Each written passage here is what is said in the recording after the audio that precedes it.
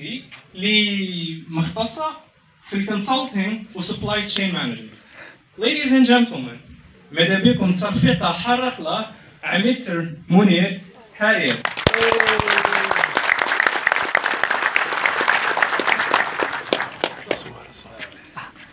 السلام عليكم.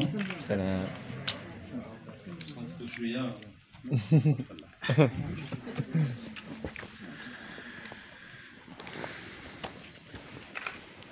Wiki stage, lead the change. Le changement. وين تبدا le changement. L'humain, مين بدا يعيشوا هذا c'était ce qu'on appelait un chasseur-cueilleur. Donc, l'humain كان يعيش en groupe. Il y avait assez de ressources les jungles et les forêts de manière à ce que ما كانش يسحق l'aspect managérial في حياته. Donc كان من يبغي ياكل يبقى في الثمار ولا يصيد. ومن بعد هذوك لي جروب بداو يكبروا حيت les ressources ما ولاوش يكفوا. Donc le premier changement de ça dans toute l'histoire c'est l'époque paléolithique, l'époque néolithique. Oui, l'humain il a découvert l'agriculture. هذا le changement, هذا القفزة النوعية اللي صارت في حياة الإنسان أثرت على la structure sociale تاع l'humain. بحيث ولا الشعب فلاحين ومزارعين وليليت بوليتيك ولاو دي guerriers. علاه؟ Parce que qui dit agriculture dit terre. Ou plus عندك les terres, plus vous avez de richesses. Donc l'élite, l'objectif تاعها c'était d'avoir le maximum de terres. Ou le fallahine, leur objectif c'était de générer de la richesse في هذوك les terres. وقاعد الحال كيما هكاك حتى للقفزة النوعية الزوجة مع l'ère industrielle مع لا ماشين افابور. على بالكم باللي الحاجة اللي كانت من قبل تعتبر ميتي النجارة والحدادة ولات تنخدم اون اوزين كونتيتي اون كاليتي ديفيني. هذه القفزة الثانية خلات الشعب يروح ولا خلات لا ستركتور سوسيال تاع l'humain تتبدل ثاني. سي اون دوزيام ريفولوسيون وين الشعب ولاو دي بروليتير دي اوفريير دو برودكسيون وليليت ولاو دي ماناجر. Mais les présidents à l'époque ou les rois ou là c'était des managers. Donc plus tu arrives à gérer, plus tu es capable de générer de la richesse. Ensuite, la troisième grande révolution, c'est la révolution d'éthique. اللي حنا رانا عايشينها دروك. بدات في هذا السيكل ومازال رانا نعيشوا فيها. Automatiquement, de la même manière, la première révolution, elle a eu un impact sur la structure sociale de l'humain. Kif la deuxième, l'ère d'éthique, elle va avoir un impact sur la structure sociale. L'impact اللي بدينا نشوفوا فيه هو la globalisation. في début, la globalisation, elle a touché le secteur des finances. Donc, ولينا نرسلوا دراهم من الجزائر, par exemple, la Nouvelle-Zélande. Donc, on avait besoin de transférer deux choses, les chiffres et les lettres. Donc, nom, prénom, c'est les lettres, numéro de compte et montant. Donc, la première globalisation des SAT, c'est la globalisation des systèmes financiers. Moraha, c'est la globalisation de l'économie. Pour une chemise ou un pantalon, le fil, il a été, le coton, il a été récolté d'un pays africain. Le design en Italie, le tissage en Turquie, la production en Chine. Il est exposé à Berlin, par exemple. C'est la mondialisation de l'économie. Troisième globalisation, c'est la globalisation des systèmes de santé, les avec la crise du Covid. Donc, la crise du Covid, où il y a un cas à Felhend, quelques minutes après, il s'est mis à faire Madame Rana Aïchine, la troisième révolution. Parce qu'on a perdu la deuxième révolution, on ne s'est pas assez adapté à la deuxième révolution. Autant que tiers-mondiste, je le dis avec fierté, on doit réfléchir quelle est la meilleure manière de s'adapter et de tirer profit de cette troisième révolution talétique. Pour ce, on doit analyser la révolution, on doit analyser cette globalisation. Bien sûr, comme toute chose, la globalisation a des avantages et des inconvénients. صح واحد من les avantages كبار بزاف, c'est que grâce à cette globalisation ou mondialisation, il y a eu une certaine mise à niveau de la manière avec laquelle on réfléchit. Bekri, par exemple, quand il n'y avait pas de réseaux sociaux, l'américain ou l'européen ou l'asiatique qui fait chaïch, on devait voyager. Il a voyagé, chef une idée, et il dit où il s'est appliqué à un. Ça, actuellement, avec la globalisation sociale, à travers les réseaux sociaux, ça, il y a des gens qui font chaïch, ou il y a des virtuellement, pratiquement, selon les mêmes modes. Il y a des gens qui font. Donc, par conséquent, ça, c'est de la mise à niveau de la manière avec laquelle on réfléchit. Et l'une des démarches qu'on pourrait exploiter pour tirer profit de cette troisième révolution, c'est d'exploiter cette mise à niveau. Parce que la mise à niveau, elle va automatiquement permettre une certaine production d'idées. Les idées, soit ou là une idée importée. Avec cette mise à niveau, les idées, selon leur mode, et en tenant compte de cette réalité. Et ça, c'est une force qu'on ne doit pas négliger. Donc, production d'idées. Est-ce que c'est suffisant? Bien sûr que non. Parce que l'idée reste une idée tant qu'elle n'est pas mise en pratique.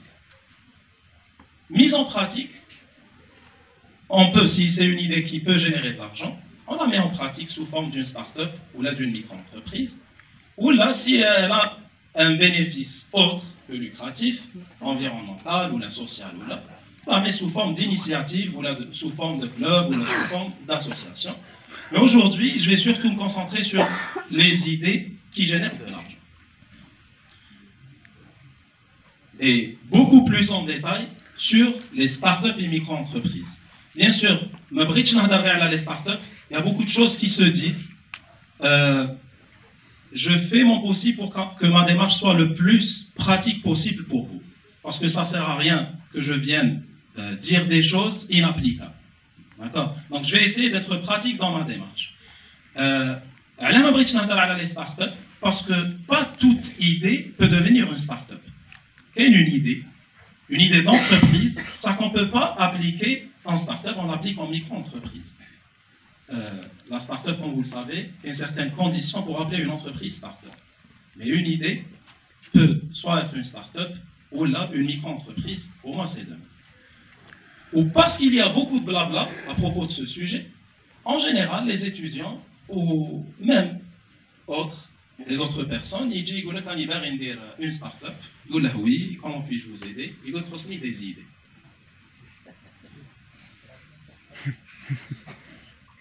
Nishan. Parce que, il doit avoir une idée, la mettre en pratique pour créer une entreprise. Je ne vais pas dire que c'est faux, mais je pense que c'est faux. Je ne suis pas d'accord. Parce que pour moi, pour créer une entreprise, il faut d'abord chercher un problème. C'est ce problème qui va vous générer des idées. Après cela, vous allez faire une sélection d'idées et l'une de ces idées va être concrétisée en entreprise. Entreprise, qui dit entreprise, start-up ou micro-entreprise. D'accord. Donc, on a trois niveaux. Donc, il faut trouver un problème, il faut faire une sélection d'idées, ensuite créer une entreprise. Donc, les trois niveaux, faute de temps, bien sûr, je ne peux pas parler de chaque niveau. Donc, j'ai analysé quel serait mon apport le plus important. Au maximum. Pour les problèmes, pour chercher des problèmes, on est algérien. Donc, j'ai préféré ne pas en parler. Pour créer une entreprise, il y a beaucoup de détails à dire. Donc, faute de temps, si je me serais lancé 20 minutes ou là, donc, je vais parler de la sélection d'idées. D'abord, faute de temps, mais de deux, je trouve que c'est le maillon le plus important. Parce qu'on dit souvent que 90% des startups ne réussissent pas. على بالكم اللي في chaque كل 10 تاع les startups 9 يفشلوا. La raison principale, c'est par rapport à l'idée. Donc, un homme une idée principale, à un moment donné, ils font ce qu'on appelle des pivots. Donc, ils commencent à pivoter. Au début, ils connaissent un peu le fikra تاعهم, بعد يبدا le pivot le pivot zéro, on بعد يفشل. Donc, je pense que le maillon le plus important, c'est la sélection de l'idée. Donc, si on a un problème,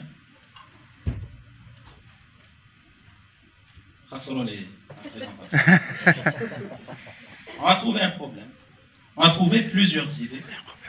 Comment analyser une idée? Comment faire la sélection?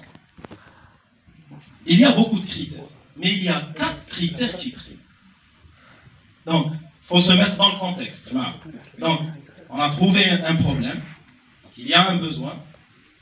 Pour résoudre ce problème, on a plusieurs idées. Maintenant, on veut sélectionner l'idée qu'on va concrétiser en entreprise pour générer, bien sûr, le maximum d'argent. Le premier critère, c'est l'acceptabilité. Ça veut dire, est-ce que l'idée, elle répond vraiment à un problème ou non? Est-ce que qu'il y a un client? Comment l'idée va-t-elle changer la vie du client potentiel? Donc c'est bon, on a une idée, on a une dizaine d'idées, elles sont acceptables. Est-ce que c'est suffisant là?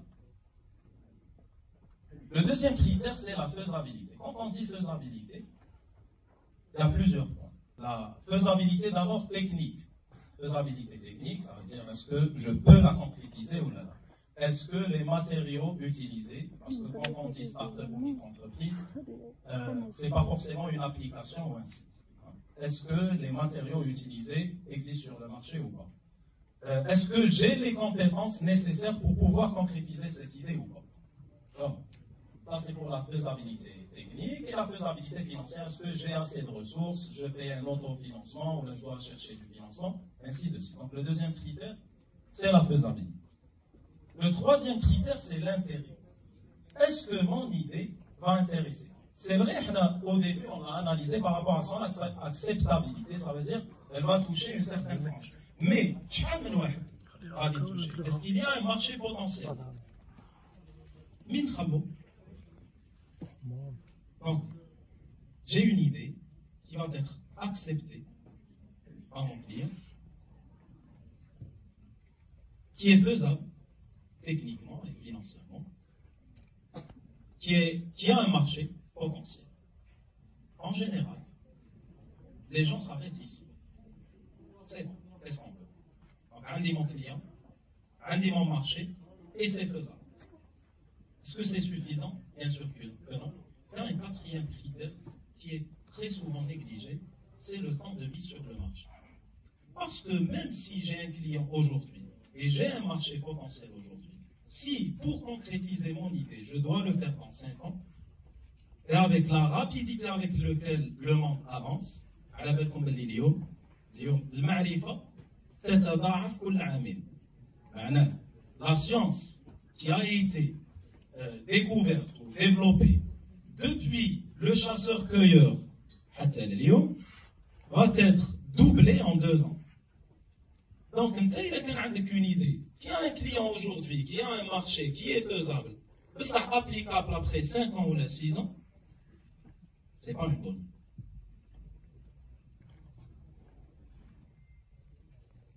Conclusion. Qu'est-ce que je veux dire par là? Je suis sûr, aujourd'hui, on a un Wikistage. Wikistage, mais il n'y a pas de soit واحد qui veut changer le monde par la parole, ou là qui veut changer le monde par la pensée, ou là par l'écoute. Donc je suis convaincu que chaque personne elle veut laisser sa trace dans ce monde. Le meilleur moyen de faire ça, pour moi bien sûr, parce que ça peut se débattre, c'est de concrétiser ses idées. الواحد يعيش خطرة في حياته. Il voit des choses. Les conditions n'aident pas toujours, que ce soit là ou là. Donc, on a 2 choses. Soit on subit la vie, on regarde les conditions تاعنا ولا نخمو كيفاش نسقموا les conditions تاعنا ولا نخمو ونزيدو concrétise ces idées. So كاع الناس اللي راهم هنايا it's time to move. Merci beaucoup.